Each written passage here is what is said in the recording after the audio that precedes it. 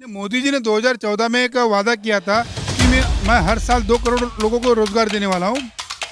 वो उल्टा किया था।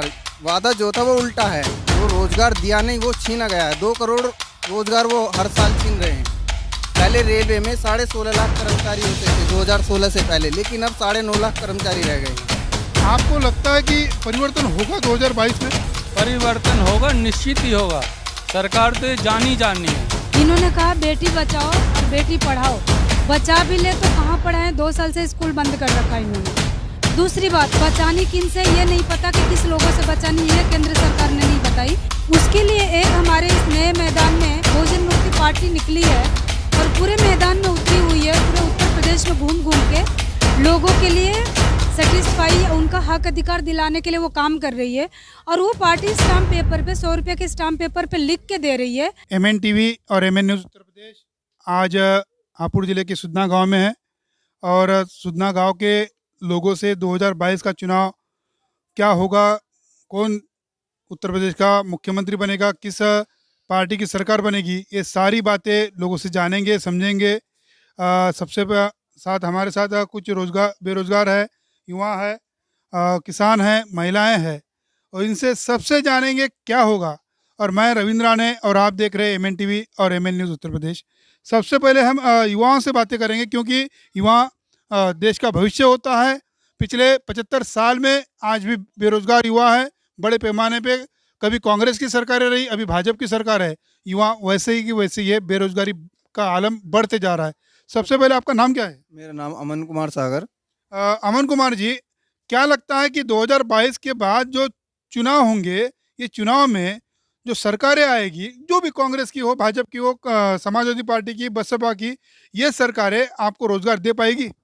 नहीं, ये हमें आगे आने वाले समय में भी रोजगार नहीं दे पाएंगे, क्योंकि आज के समय में जब से बीजेपी गवर्नमेंट केंद्र में आई है तो 4.5 लाख करोड़ रोजगार छीन चुकी है वो हमारे से अब तक। तो हमें नहीं लगता है कि बीजेपी या कांग्रेस और बीजेपी दोनों एक ही हैं। एक सांपनाथ है, एक नागनाथ है। कांग्रेस जो है वो छुप के काम करती थी और ये कांशीराम जी कहते थे। हाँ जी, ये कांशीराम जी कहते थे। ये जो बीजेपी है ये खुला वार करती है, तो ये लोगों को जल्दी उजागर हो रहा है, लोग और जग भी रहे हैं लोग। तो बीजेपी और कांग्रेस हमें रोजगार देने वाली नहीं है। मोदी जी ने 2014 में एक वादा किया था कि मैं हर साल 2 करोड़ लोगों को रोजगार देने वाला हूँ। वो उल्टा किया था। वादा जो था वो उल्टा है। वो रोजगार दिया नहीं, वो छीना गया है। 2 करोड़ रोजगार वो हर साल छीन रहे हैं। पहले रेलवे में 16.5 लाख कर्मचारी होते थे 2016 से पहले, लेकिन अब 9.5 लाख कर्मचारी रह गए हैं। तो रोजगार वो छीन रहे हैं, दे नहीं रहे हैं। वो तो बस पूंजीपतियों को मालामाल करे जा रहे हैं। पूंजीपतियों को मालामाल करें। तो आपको क्या लगता है कि कौन मुख्यमंत्री सही रहेगा?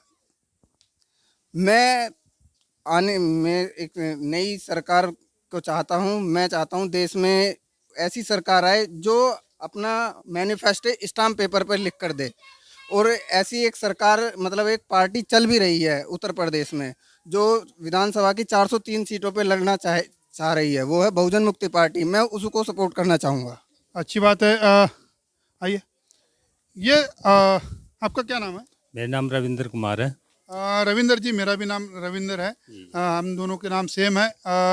आपसे एक सवाल करूंगा रविंदर जी कि जो हर साल चुनाव होते हैं, जैसे पहले बैलेट पेपर से हुआ करते थे 2004 के पहले, और उत्तर प्रदेश में जैसे मान्यवर कांशीराम जी की बस बहुजन समाज पार्टी उभर कर आई थी इसी बैलेट पेपर से। उसके पहले मुलायम सिंह जी की सरकारें बनी थी, यानी बहुजनों की सरकारें बनी थी।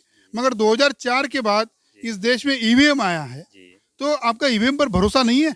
नहीं जी, हमें कोई भरोसा नहीं। बैलेट पेपर से ही वोट डालें। नहीं, EVM पे भरोसा नहीं है, इसका मतलब टेक्नोलॉजी पे भरोसा नहीं आपका? नहीं जी, पे हमें मशीन द्वारा कोई भरोसा नहीं है।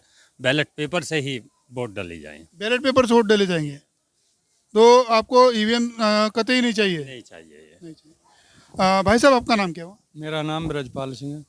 ब्रजपाल सिंह जी, आप मुझे बताएं कि आप किसान हैं? हाँ जी, किसान। तो जो किसान आंदोलन जो चल रहा है, और मोदी जी ने संसद में कहा था कि मैं किसान का बेटा हूं, और एक किसानों की एक मांग भी है कि MSP थी, MSP है, MSP रहेगी। इस बात पर आप क्या कहेंगे? MSP नाम के लिए ही है। MSP किसान को मिल नहीं पा रही है। ना ना कोई रेट है मंडी में।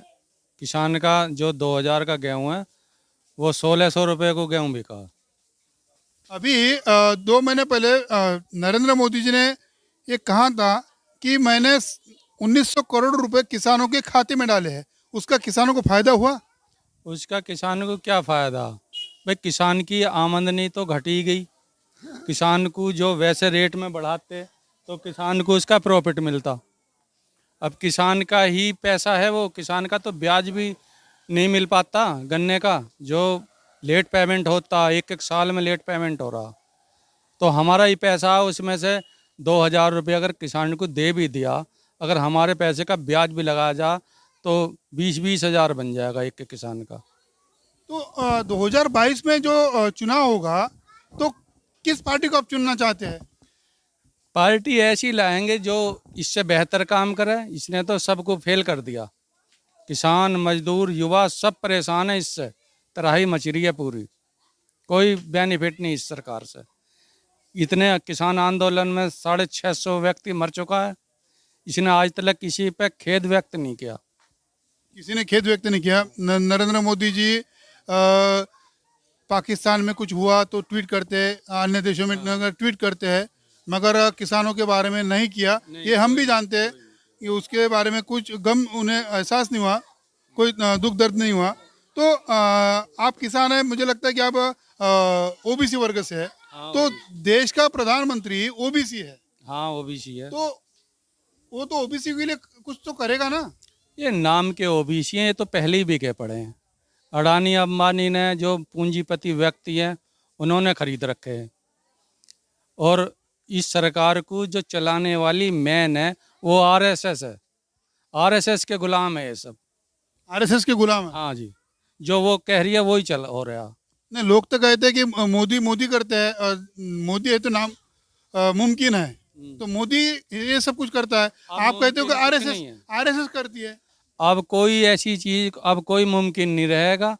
इनका जो एजेंडा रहे, हिंदू मुस्लिम पे रहा, मंदिर पे रहा, मंदिर मस्जिद पे रहा, अब सब समझ गए, सब जागरूक हैं। ऐसा कोई नहीं है अब। नहीं, मंदिर बांधा जाएगा तो इस देश का भला नहीं होगा? मंदिर बनाने से भला हो जाएगा। स्कूल बनवाओ, स्कूल बनवाएंगे, शिक्षा आगे बढ़ेगी। शिक्षा की ज़रूरत है बच्चों को, मंदिर की इतनी आवश्यकता नहीं है। पूजा तो अपने शरीर के में मन मंदिर है, आत्मा में, उसमें ही कर लेगा, अपने घर में बैठ के कर लेगा पूजा। तो पूजा घर पे भी हो सकती है। धर्म की और मंदिर की बाहर जरूरत नहीं, अंदर होना चाहिए। ये अच्छी बात कही आपने कि मंदिर जो है अपने मन में होना चाहिए, घर में होना चाहिए। तो आपको लगता है कि परिवर्तन होगा 2022 में? परिवर्तन होगा, निश्चित ही होगा। सरकार तो ये जानी है। 8.5 साल हो चुके हैं इसको। इसने किसी का कोई भला नहीं किया, ना किसान का करा, ना मजदूर का करा। ये तो सिर्फ पूंजीपतियों की है, उद्योगपतियों की है। अडानी अंबानी की है। उनके गोदाम पहले ही बन गए, और अब ये गोदाम उनके पहले बन चुके। अब ये इन्होंने बिल लाए, ये तो बिल भी ऐसे फंस गए ये। अब अगर ये वापस करते हैं इन्हें तो उनका दबाव है, अडानी अंबानी का, उद्योगपतियों का दबाव है। और नहीं करता है तो पब्लिक का दबाव है। ये तो दोनों तरफ से फंसी हुई भाजपा की सरकार फंसी पड़ी है बीच में, और अब के सरकार निश्चित ही चली जाएगी। पतन होना तय है। बिल्कुल निश्चित। मैडम जी इधर आइए। आपको लगता है कि अभी जो भाई साहब ने कहा कि किसान आंदोलन के संदर्भ में जो किसानों की कानून सही है, गलत है? किसानों के लिए जो कानून बनाया वो सारा गलत है। ना तो इनसे कानून से किसानों को फायदा, ना मजदूरों को फायदा है। मोदी जी कहते हैं कि किसानों को फायदा होगा। जो कॉन्ट्रैक्ट खेती होगी, जैसे डायरेक्ट फसल के पैसे मिलेंगे किसानों को, ज़्यादा मिलेंगे। नहीं, उससे कोई ज़्यादा पैसे नहीं मिलेंगे। वे अपने मनमर्जी का भाव रखेंगे, और किसान की ज़मीन पर लोन लेके भाग जाएगी कंपनी ये सब, और ज़मीन को कब्जा गवर्नमेंट का हो जाएगा। किसान बेकार हो जाएगा। किसान बेकार हो जाएगा। मैडम आइए, क्या नाम है मैडम? मेरा नाम है गीता पैट्रिक। मैडम, अभी जो देश की या प्रदेश की जो परिस्थितियाँ चल रही है, इससे आप सेटिस्फाइड हैं? नहीं, हम इससे सेटिस्फाई नहीं है। फिर क्यों ऐसा लगता है कि कुछ परिवर्तन होना चाहिए? बिल्कुल परिवर्तन होना चाहिए। मैडम एक योगी जी ने मोदी जी ने एक नारा दिया था, बेटी पढ़ाओ बेटी बचाओ, हाँ सॉरी बेटी पढ़ाओ बेटी बढ़ाओ, तो बचाओ जो भी नारा है, तो ये नारा सही मायने में उत्तर प्रदेश की सरकार या शासन में चल रहा है? नहीं, ये जो नारा है केंद्र सरकार का दिया हुआ बिल्कुल गलत है और उत्तर प्रदेश में तो बिल्कुल लागू नहीं है कहीं से कहीं तक। इन्होंने कहा बेटी बचाओ और बेटी पढ़ाओ, बचा भी ले तो कहाँ पढ़ाएं, 2 साल से स्कूल बंद कर रखा है इन्होंने। दूसरी बात, बचानी किन से ये नहीं पता कि किस लोगों से बचानी, ये केंद्र सरकार ने नहीं बताई कि इस लोगों से आप बचाइए। और इसके कारण हमारे उत्तर प्रदेश में बेटियां बिल्कुल ही सुरक्षित नहीं है। बेटियां क्या, मुझे लगता है 55 साल की औरत भी सुरक्षित नहीं है। क्या कैसे परिवर्तन होगा? देखिए, इसके लिए तो दूसरी सरकार आनी होएगी और जब इसका परिवर्तन हो सकता है। तो क्या बसपा की या सपा की सरकार आनी होगी? नहीं, बसपा और सपा की तो ब्राह्मण हो गई अभी। वो उन लोगों ने ब्राह्मणों की यात्रा निकाल दिया और जो भी ब्राह्मणों के कार्यक्रम है उसमें शामिल होकर वो काम कर रही है पूरा। तो बहुजनों के काम करने से तो गई ना ही वो कर सकती अब। उसके लिए एक हमारे इस नए मैदान में बहुजन मुक्ति पार्टी निकली है और पूरे मैदान में उतरी हुई है और पूरे उत्तर प्रदेश में घूम घूम के लोगों के लिए सेटिस्फाई, उनका हक अधिकार दिलाने के लिए वो काम कर रही है। और वो पार्टी स्टाम्प पेपर पे 100 रुपये के स्टाम्प पेपर पे लिख के दे रही है, तो हम उस पार्टी को वोट करेंगे और उस पार्टी को ही सत्ता में लाएंगे ताकि मूल निवासियों का जो भी मुद्दे हैं वो वहाँ तक रखी जाए और जो भी हमारे बच्चे अशिक्षित हैं, बेरोजगार हैं, औरतें परेशान हैं, लोगों को दवाइयों की सुविधा नहीं है, उन सबको कर सके, क्योंकि वो पार्टी स्टाम्प पेपर पे लिख के दे रही है। अगर जो उससे और कोई स्टैम्प पेपर पर लिख कर देने के बावजूद आप समझो मुखर गई। जैसे 2014 के पहले मोदी जी ने कहा था कि सबका साथ सबका विकास होगा, अच्छे दिन आने वाले हैं, तो अब मुखर गई तो क्या करेंगे? नहीं, ये पार्टी मुखर इसलिए नहीं सकती। मान्यवर काशीराम साहब ने कहा था कि जिस पार्टी में अगर जो ब्राह्मण घुसता है तो वो दूषित हो जाता है, फट जाता है। जैसे एग्जाम्पल के रूप में उन्होंने कहा था कि एक नींबू के एक सुई लेके नींबू में चुबाओ और 1 लीटर दूध में उसको डाल दो तो वो सारा दूध फट जाता है। तो मुझे पूरा विश्वास है कि हमारे इस बहुजन मुक्ति पार्टी में एक भी ब्राह्मण नहीं है और ये पार्टी कतई गलत नहीं कर सकती।